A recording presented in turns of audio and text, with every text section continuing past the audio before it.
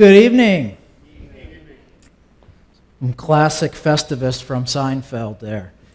Hey, welcome to our third week of Dysfunctional Family Christmas. Thanks for coming out on Saturday night. If you've missed any of the weeks leading up to this, the first or second week, you can always catch up at epiphanystation.com or on our YouTube channel, Epiphany Station. We're spending each week in this series looking at a dysfunctional family member in Jesus' family. We're finding this family in Matthew chapter 1. It's just a bit of review for us here. Matthew is one of the four biographies of Jesus, with the others being Mark, Luke, and John. And Matthew starts his in this way. He says, "This is a record of the ancestors of Jesus, the Messiah, a descendant of David and of Abraham." So Matthew starts off by listing this family tree of Jesus. He starts off with a genealogy. And I know when most of us are fumbling around trying to find the Christmas story to read to our kids or something, we get to this part and we just skip right over it, right? Because it's this long list of names that people we don't know, names we can't pronounce, and so we just skip right over it. But Matthew's not trying to bore us to death here. He actually has a lot of significance in what he's saying here. He's setting the table to show us just who Jesus came for and where he came from. Jesus came from a long line of long line of sinners. Wow. Long line of sinners. And then I was going to say sketchy people. Sketchy and shady people in Jesus' family tree.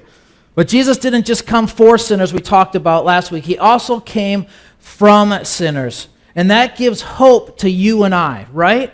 Because that means that you are never too messed up, you are never too far gone, you're never too lost, your family is never too dysfunctional, that Jesus can't rescue, restore, and redeem you and your family. So, Matthew tells us this family tree of Jesus just to kind of prove his point about this. And the family tree goes like this. Abraham was the father of Isaac. Isaac was the father of Jacob. Jacob was the father of Judah and his brothers. Now, okay, these are good people. Abraham, Isaac, and Jacob. These are some of the pillars of the faith. And then he says Judah and his brothers. Judah was the father of Perez and Zerah, whose mother was Tamar. That's who we talked about last week. If you missed that, be sure you check that out, about Tamar, the daughter-in-law. Perez was the father of Hezron. Hezron was the father of Ram. Ram was the father of Abinadab. And this is where we kind of give up, right? Like Abinadab. What? Abinadab was the father of Nahshon. Nahshon was the father of salmon. What? A fish. And Salmon or Salmon was the father of Boaz, whose mother was Rahab. Rahab is who we're going to talk about tonight. But Boaz was the father of Obed, whose mother was Ruth. That's who we talked about the first week. Ruth, the outsider. Obed was the father of Jesse. Jesse was the father of King David. And David was the father of Solomon, whose mother was Bathsheba, the widow of Uriah. Maddie is going to talk about Bathsheba, the widow of Uriah, next week. But Matthew was setting the table here, writing to Jews to prove to them that Jesus was the Messiah, because if you were going to make a case for the Messiah, you had to show them that Jesus came from the royal heritage. He came from the line of David, going back to Abraham. So that's what Matthew does here, but then he kind of throws in a little left hook, kind of just like this jab and kind of this little twist, where he names four mothers in the genealogy, something that he didn't have to do. It was completely unnecessary and uncharacteristic in the genealogies to do so. But he does it to show his readers that even though Jesus came from a royal line of David, he had a lot of messed up non-Jewish people in his family. Because Matthew wanted everybody to know that Jesus didn't just come to save the Jews and the religious and the elite and those who are already good enough, but that Jesus came for people like you and me. He came not just for sinners, but from sinners. He came from and for liars and thieves and cheaters and prostitutes and sleazeballs and whores. He came from sinners and he came for sinners. And all of us has a black sheep in our family, right? Maybe you're the black sheep in your family. Everybody has a black sheep in their family. You know, kind of one of these things is not like the other sort of things. You know, maybe it's the brother who refuses to work for the family business while all the rest of the family works for the family business. Or the sister who just makes horrible choices with men over and over and over again. Or the uncle who wears the Packers jersey and the cheese head to the Vikings games.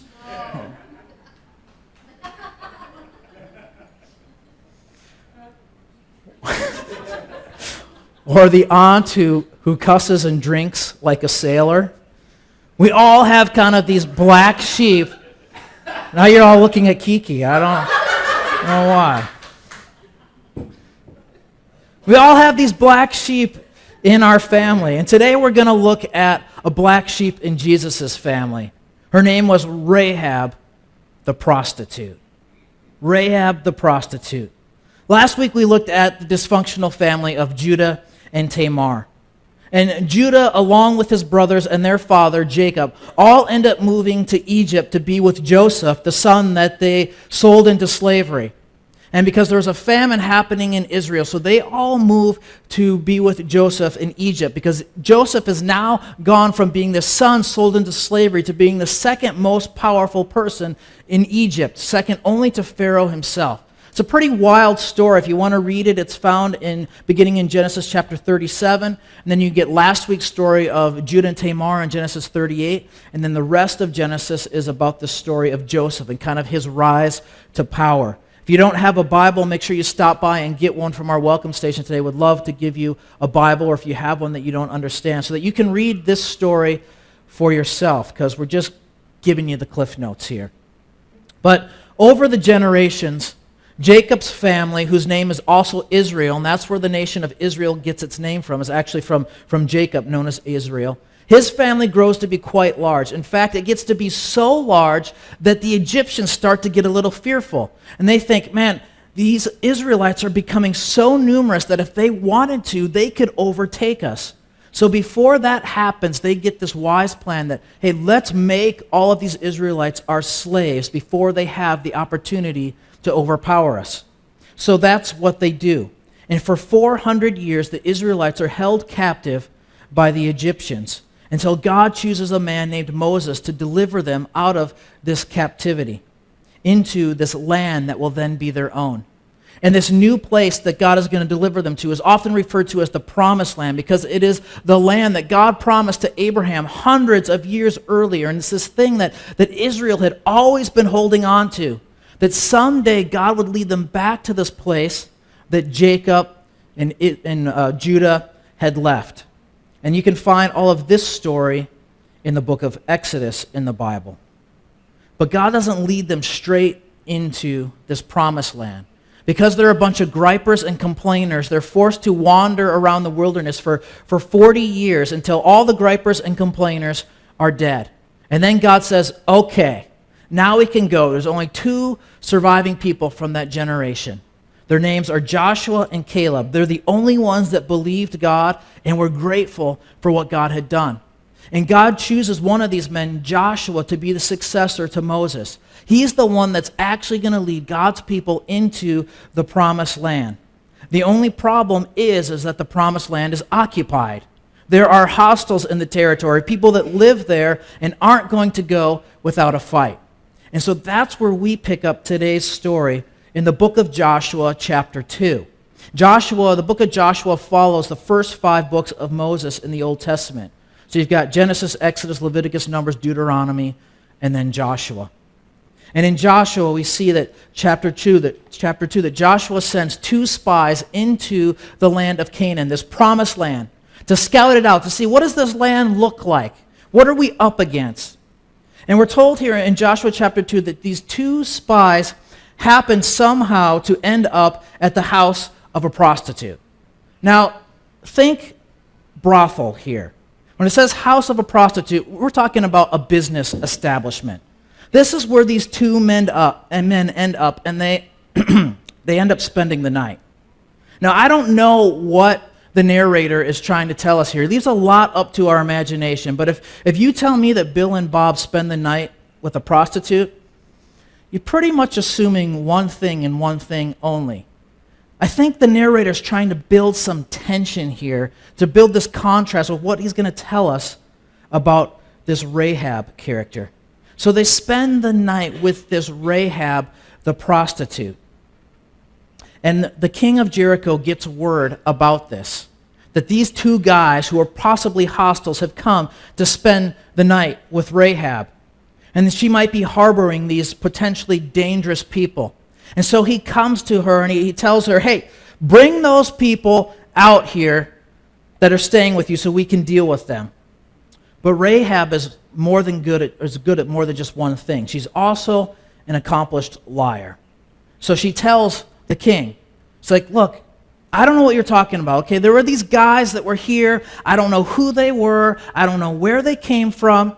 But just like all the men that come and go, they came and they went and they're gone. And I don't know where they went. But maybe if you hurry up, you can catch them on the road.